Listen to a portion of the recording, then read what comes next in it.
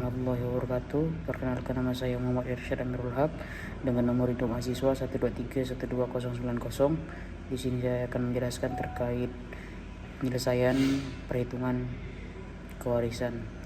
Yang pertama terkait Umariah 1 dan Umariah 2. Jadi terkait perhitungan kewarisan yang pertama terkait Umariah 1, yakni susunan ahli waris suami, ibu, ayah.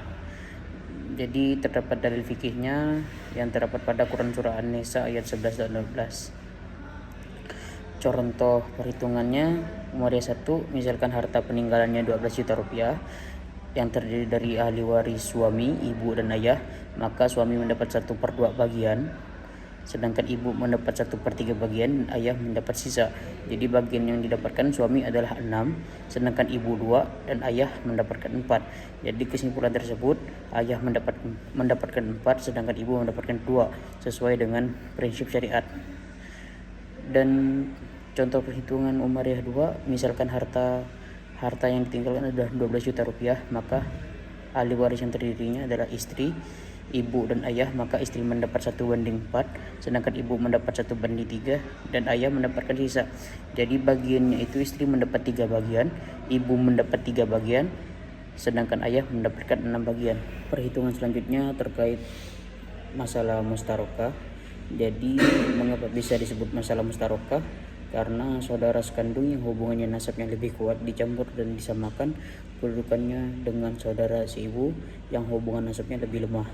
Jadi contohnya orang yang wafat meninggalkan ahli waris seorang suami, ibu, dan 2 saudara seibu dan saudara sekandung. Saudara sekandung menghalangi saudara seibu, namun dalam kasus ini saudara sekandung justru ikut mendapatkan bagian bersama saudara seibu, sehingga disebut mustarokah. Jadi perhitungannya itu, yang pertama menentukan ahli waris dan bagiannya.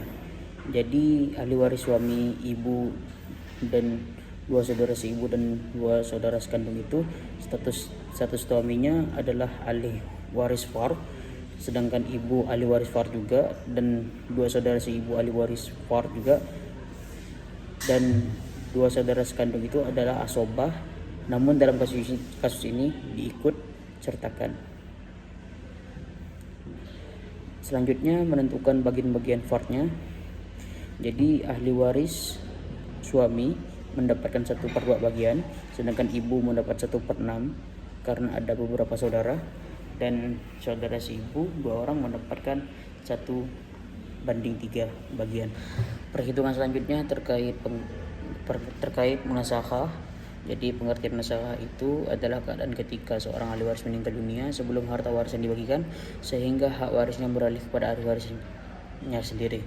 Dengan kata lain, terjadi pewarisan bertingkat. Pewaris pertama meninggal, kemudian muncul ahli waris. Dan dalam kasus ini diberikan pewaris pertama meninggal dunia meninggalkan istri, anak laki-laki A, dan anak laki-laki B. Namun sebelum harta dibagikan, anak laki-laki B meninggal dunia dan ia meninggalkan istri dan seorang anak perempuan. Jadi langkah-langkah perhitungan munasakahnya, langkah pertama menentukan ahli waris pertama, yakni istri, anak laki-laki A, dan anak laki-laki B.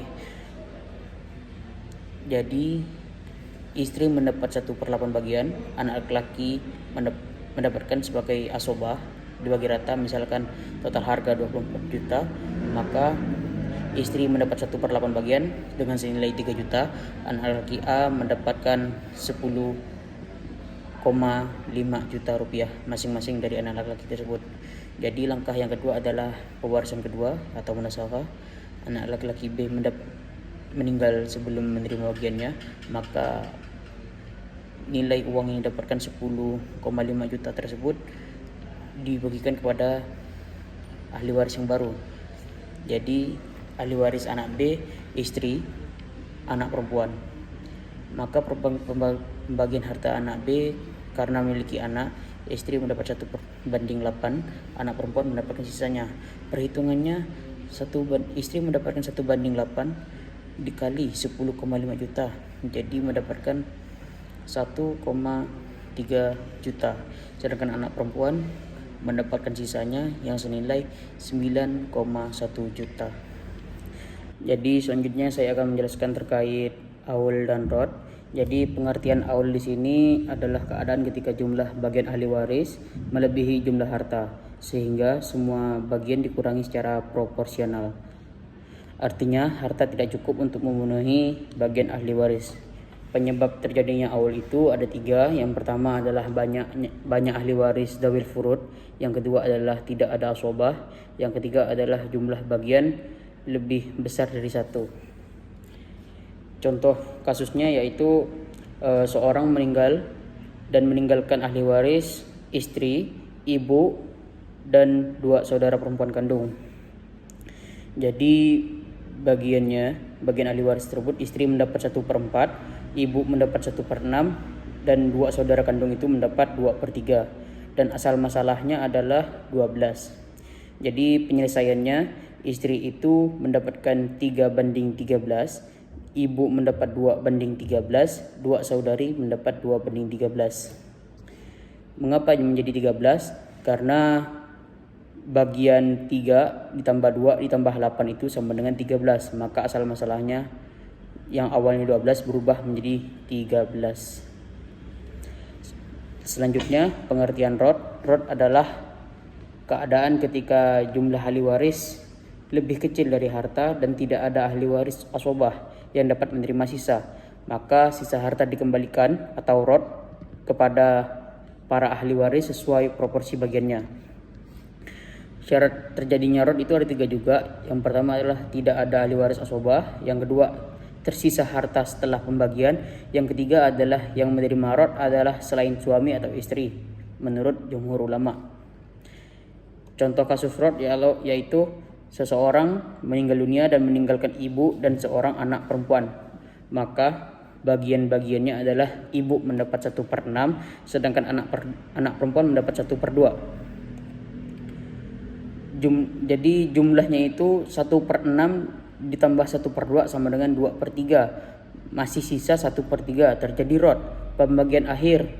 Jadi sisa 1/3 dibagi proporsional kepada ahli waris selain suami atau istri. Jadi ibu mendapat 1/6 plus 1/6 dari sisa, jadi mendapat 1/4, sedangkan anak perempuan mendapat 1/2 ditambah 1/6 sama dengan 2/3. Jadi seperti itu. Terima kasih. Saya Muhammad Irsyad Nurhaq. Apabila ada terjadi kesalahan, mohon kritik dan sarannya. Terima kasih. Wassalamualaikum warahmatullahi wabarakatuh.